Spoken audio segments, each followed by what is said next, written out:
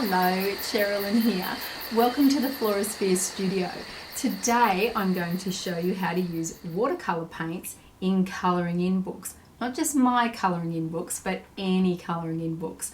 This question has been asked of me again and again and again the last few weeks. Can I use watercolour paints in my colouring in books? And if I can, how do I do that? So this is the first, and it's a real primer. It's a 101 beginners watercolour lesson. I'm using quite an inexpensive, easy to obtain pan watercolour set. You can use anything you like. This is really basic. It really gets you going. If you've already been using watercolours, maybe it's a little bit of a nudge and a reminder as well. I hope you enjoy it. I'd love to hear other sort of things that you'd like to do with watercolours, and I'd love to show them to you in the future. And also I really want to see those Floraspheres and other colouring in sheets as well filled in. So join me on social media at my Florasphere page, and also you can just email them to me as well. All the details are below. So enjoy, grab your paintbrushes, grab your water and your watercolour paints and a colouring in book, and let's explore with watercolour. So let's begin. You can use watercolour paints in any colouring in book, but of course the heavier weight that the paper is, the better the result is that you will end up with. My Florasphere colouring in books are all printed on a 220 gram weight paper, which is quite heavy. Now, it isn't watercolour paper, but it is a nice heavy sturdy paper which will take a variety of mediums, including watercolour, if you are not too heavy handed with it. You're not going to be laying down great big thick watery luscious washes. This is the thickness of paper. This is actually watercolour paper, premium watercolour paper, that you would do that with. This, for the same size piece of paper, is about $30 a sheet. So you can see where we start coming into a little bit of a compromising situation. Definitely with something about 220 grams, you're going to be okay as long as you're not pouring water all over it. In saying that, I'm going to show you a couple of tips to use with any colouring in book to make it as successful as possible. Now, the first thing I'd say, it doesn't matter what you're doing, I would always put a bit of a blot of paper underneath, because accidents happen, and if you're going to ruin one piece, just make it one piece, not the whole book. Sometimes, even with colouring in, different things can go through even the thickest of papers. So I always put a little bit of a blotter underneath. The other thing is keep all your things in places that they're not going to fall over on top of your work. I usually put a piece of fabric or a piece of paper towel underneath where I'm going to be painting as well. I might put another piece of paper there, and of course you can always take the sheets out. In my colouring in books, I've actually left the edges free, and this is so you can easily take them out from the books and you can frame them as well. So there's that option too. And of course, look for books that are perfect bound, that's what they call it, with that sort of spine, because you can lay them completely flat. So that's another little tip for you. So we're doing the Guiamea Lily today in my book, and at the front of my book you will find all the flowers and all their botanical names as well, and this is so you can look them up on the internet or in a gardening or botany book, so you can find the correct colours. But you don't need to be limited by that. You could paint them whatever colour you wanted to, and I often do too.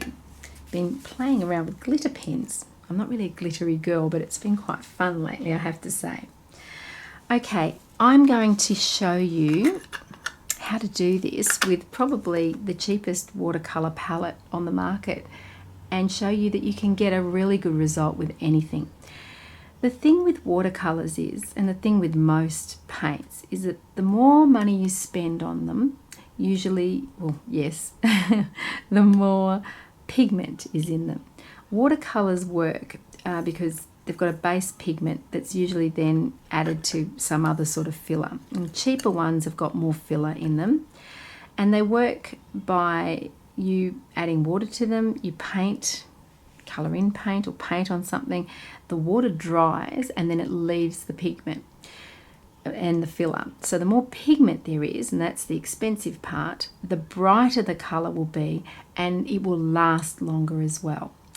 So in something like this little Montmartre watercolour palette, you wouldn't be really expecting it to last very long if you framed it. It probably would only last a couple of years. It would start to fade. It would be fine inside of book. So these paints are fantastic for things that are staying in books. They're great for craft applications, and they're certainly fantastic for learning because the way they actually work isn't that much different than the expensive ones. This little one was, I think, $6.95 at my $2 discount store, and that's Australian. So it's quite good. Comes with all these little palettes, and it's got a little mixing thing in the middle. I never ever use that. With all these colours, you can pretty much get most of what you want for a colouring in book. However, you can mix them, and I would mix them on a bit of a porcelain tile if I was doing that. But today I'm just going to show you straight out how to paint straight onto the book, and then I'll show you how to layer in glazes to produce other colours and effects. So I'm using a very thin paintbrush. Now this one is a 3/0 round. It's a Jazz Art from a discount store as well, and you get what you pay for with paintbrushes. Quite often with my little one I've had to give it a bit of a haircut because bristles go a little bit astray every now and then, so you just snip them off. That's all you need to do. As I said, you get what you pay for, but that's okay. They still do a really, really good job. You might want a bit thicker one if you've got bigger areas to fill in as well. I don't even know what this one is. Oh, it's a number 2. I'd probably be looking at a 2 or a 3. And you might like a flat as well if you've got big expansive areas to fill in. Again, I wouldn't be using lots and lots of water either. These are all those Jazz Art Montmartre paintbrushes. The thing you want to steer away from is anything that looks like a shaggy dog, these hog bristles. They're fantastic for certain mediums, but not for colouring, not for painting and colouring in books at all. So you need things that look, they're not sable, but they look like sable. They're white, they're softer bristles, and you can see that. They pretty much look like this. Okay, and look after them as well. Don't leave your paintbrushes sitting in water at all. Always take them out, rinse them, take them out, and then when you're finished for the day, washing them with a bit of dishwashing liquid and rinsing really, really well, and being gentle with them and making sure you get all the paint out of this little bit here. Won't get all technical with you. Okay, so to use these, let's go sort of a pink colour. You're loading up with water and you're putting it, and you're sort of mixing it into the palette. And what you're doing is you're making it reactive.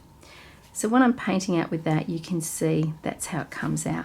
Now the more water I put on the top there, sort of the lighter I can pick up and use. What I do is I add extra water over on my little piece of paper. You can do it on a tile as well. I do collage, so I love saving all these bits of papers up for later. You can always come in with painting later and add more colour. Start light and you can add more later. So that's just basically colouring in one petal. What you want to do is you want to start and you want to finish where you want the darkest colours. And see, I can pick up more from my little paper over there and I can just dab it in even. See? Because this is still reactive, it's still wet.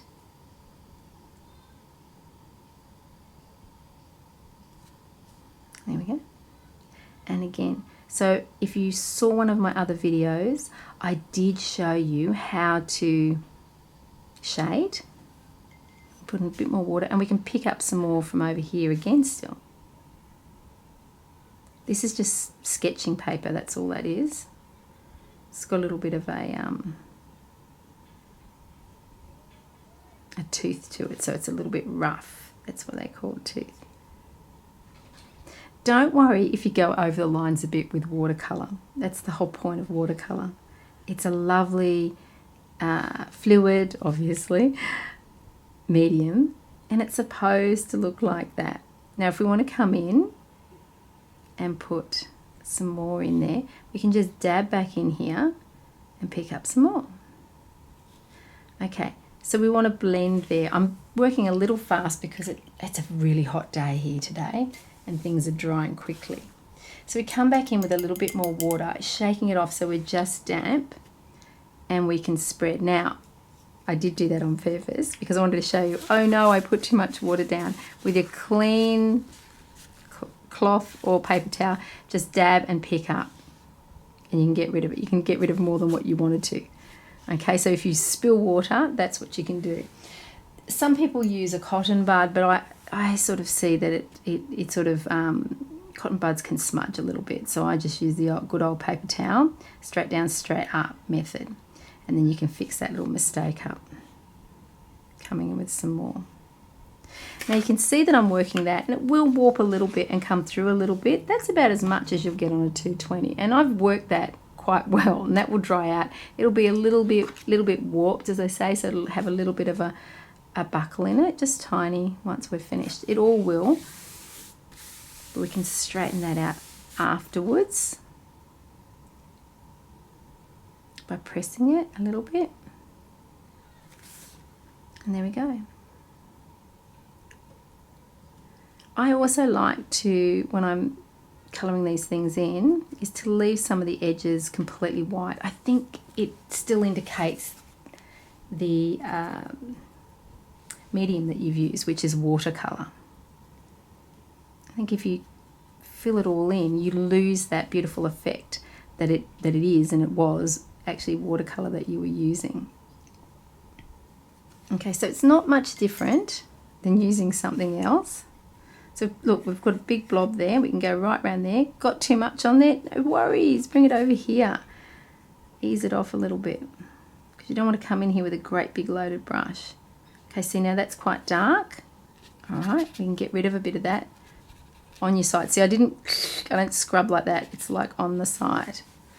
Get some more water, put it over there, and we can make this reactive again for just a little time. Not much time, it will completely dry and you won't be able to do that. And you don't want to come in too many times. I'd only come in one more time to make that reactive and put extra water in. Otherwise, that's when you're going to have troubles if you come in all the time. Leave your perfectionism at the door when you're starting with watercolours. Please, everybody, please, please, please, please relax. I've had a couple of people tell me that they find watercolour stressful. I actually find it really, really relaxing because of the happy accidents, okay? So enjoy the happy accidents. You're working with water, you're working with fluids, it's beautiful. A little bit emotional. Should be going with the flow. There we go. Now see how that's not very blended there? Again, take off the excess, but a little bit of water, not too much. I took some off on the paper towel and blending it in. I think the best way is just to watch me do it for a little bit on each one. See, that's a bit heavy, but it's okay. A bit heavier than the other one, that's okay. Just my feeling with colouring in. I think sometimes I just see people get a little bit too carried away with the perfectionism of it, and when you do that, you lose what you're supposed to be doing with colouring in, which is being calm and relaxing. Doesn't matter. It doesn't matter if you make a mistake.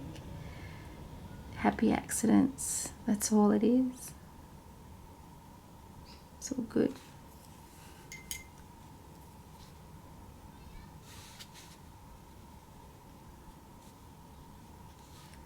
and just with colouring in with watercolour as well, you should find that you're a little bit more focused. And those of you who are connecting with mindfulness with your colouring in should really be able to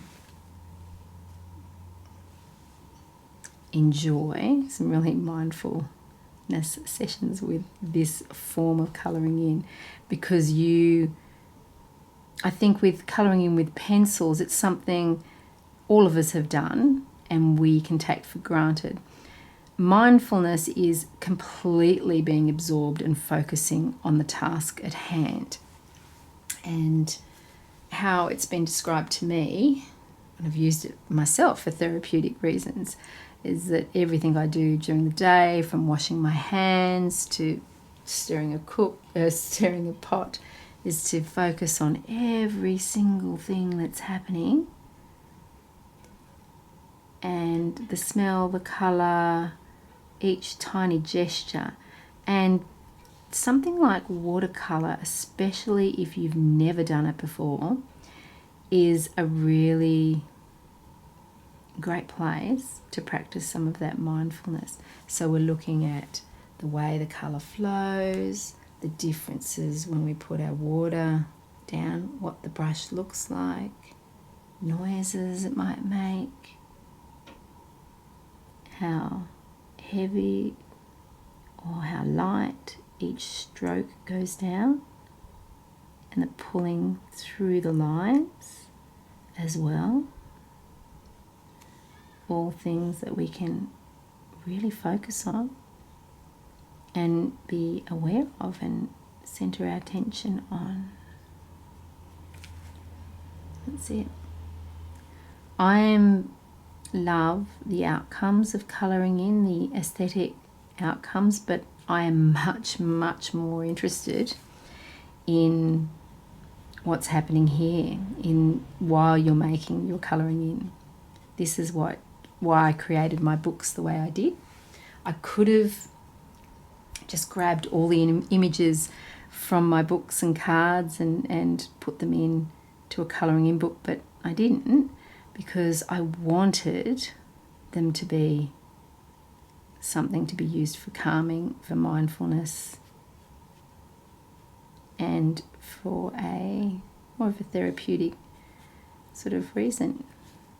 Now, I'm not putting them forward as the answer for all these things, but I do know that I created them for this reason, for myself and for other people in my family and in my life, and they were seeing great benefits.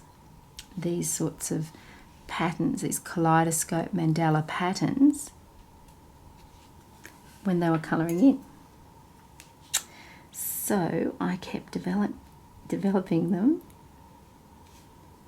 until they became the Floraspheres.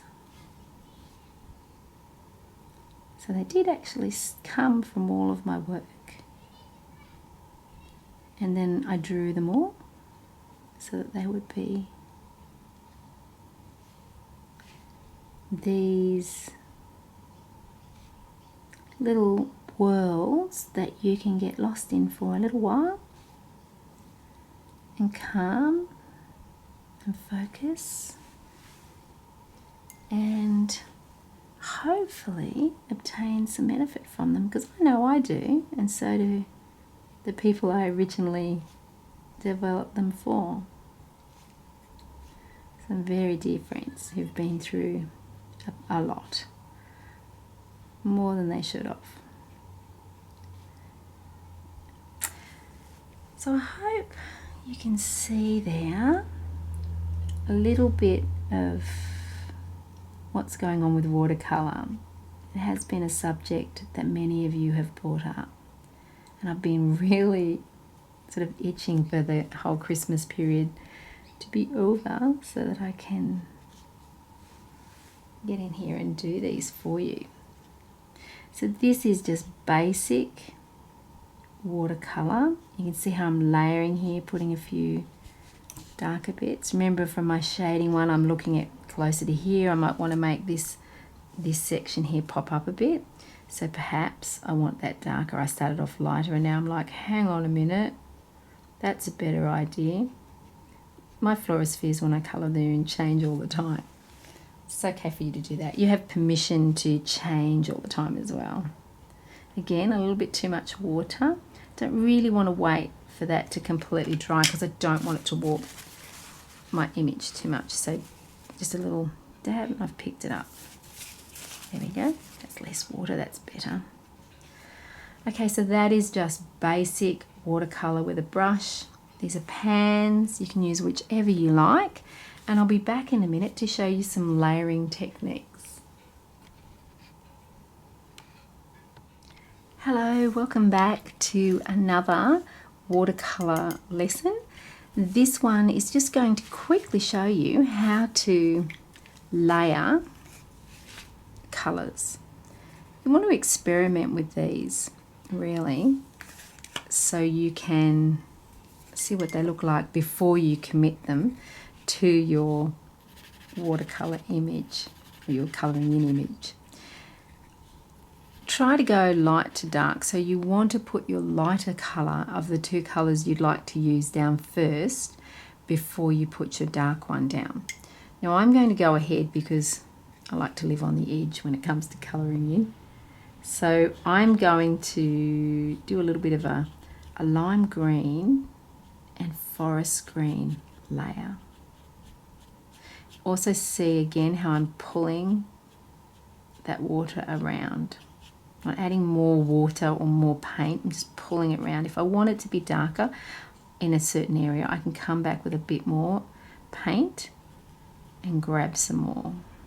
Okay, so now I've given it a bit of dimension by putting a bit more the darker on that side. I'm going to do another one just while we're waiting so you can see that again because we want that to dry as much as possible. Again, I like to have a little bit of the white showing through in areas because I know that indicates that it's watercolour. When it's all filled up, it often doesn't look like that. It really does sound, I know, on the video like I'm scrunching that into the paper, so please don't think that that's what I'm doing. It's just quite a toothy paper and it's a little bit of a cheapy brush, so it's quite noisy. If you were using your best sable brush, it wouldn't sound like that. So we're coming in now with a forest green over the top. So I've got this lime green and I just want to have a little bit of a different effect. So if I want to have a look what it looks like over here, I can sort of test it here and I can see the way it looks over the top. You see what I mean? What I want to do is I've already put a bit of extra colour of the lime green in here, but I just want to do a little bit of a shadow, something a bit funky, a bit different. So I'm going to come in there with that forest, okay, and just put a little bit in here. Okay. Now that's a little wet. I'm going to stick it there too, so it's best to do a couple at a time. Okay, so I'm going to completely rinse out my brush, dry off my brush so it's just damp, and just on the edge I'm going to feather it into the other colour. Okay, so I'm just touching and feathering. You need to work quick. I wouldn't be doing all of these leaves. I'd do no more than 2 because once it dries it can be a bit hard to pull that colour out. So there's a really nice, I like it anyway, a nice little effect with 2 colours. Now you can get really, really funky with your colours. You can do things like purples and blues. You can mix all sorts of things up, and of course you're going to create other colours when you do this and you layer things up. If you were using a, what can we use? Anything actually. A yellow, let's just say. It's quite a light yellow, and this is the thing as well when I was talking about your pigments. There's less colour, less pigment, and pigment is what gives you your colour, so there's less of that in these inexpensive watercolours. We'll do that one. We'll do, why don't we do pink as well? Do a bit of pink. It's another reason why I wouldn't be using my best, you know, brushes. I don't know why I say sable, everybody, but I don't use sable brushes. I use the imitation sable brushes as well, but it's just a force of habit to call them that as well. I call this one a sable brush and it's not. So don't worry, everybody. Okay, so we've got that down like that, and then we can come over the top with the same sort of effect. Now I don't know what funky thing you might be doing here, but you might be doing something funky. Okay, so same thing, and we're going to end up with like a green colour, of course, if we put that over the top, but still it might be great for a shadow effect that you're looking at, something like that, and blending in. I'd wait for it to dry a little bit more before I did something like that, but you get that sort of effect. So it's really good when you're doing shapes and you want to give a little bit of dimension. As you can see here, I've really made this look a little rounder, these sorts of leaves. So that's the sort of thing you can do. Should have my little gun there, shouldn't I? Okay. Oh, my gun, my heat gun. I'm getting myself in all sorts of trouble this afternoon talking about sable and guns. Okay. My heat gun, my imitation sable brush. You know what I'm talking about. Okay. Same thing, feathering sort of in there, you can do that. It's a really nice effect. I like this. Really simple. Those of you who've done watercolour before, I'm sure you're jetting off doing all sorts of things. But this is for everybody who has no experience, not really sure what to do. So there you go, same sort of thing again. And you can do this throughout, even all that effects really lovely as well. So have a little play with that. So that's layering up in your watercolour. Again, when we're just cleaning brushes, just to let you know, don't scrunch it into the bottom of the jar, just backs and forwards, and then drying it off. Okay, and then you go and make sure it comes to a point like that and go and wash it the same sort of way, rinse it out really well, and always storing it upright in a jar. I've got another one of those that I keep those in. So I hope that gets some of you started with using watercolour, and just showing you again, that's the back of my book. It holds up with watercolour really well. That was sort of an intermediate use of watercolour throughout those. I'm not really heavy-handed because I'm aware of the fact, as I said, that it's not this, you know, watercolour sheets. It is printed on. And I did see some people asking in a forum last week about the water fastness of inks. Wow, it's an interesting question. I know mine are water fast, and all my books and all my printing is, and I'm sure that most traditionally published books are. If you were purchasing self-published ones, look, I'm sure most people who create colouring in books would be mindful of that, but it is a question to ask the creator as well, especially if you're using watercolour images. So have fun with that. I would love to see your watercolour colouring in, and if you've got any questions at all, just contact me at the details below that are listed on this video. Thanks a lot for spending some time with me today. Bye.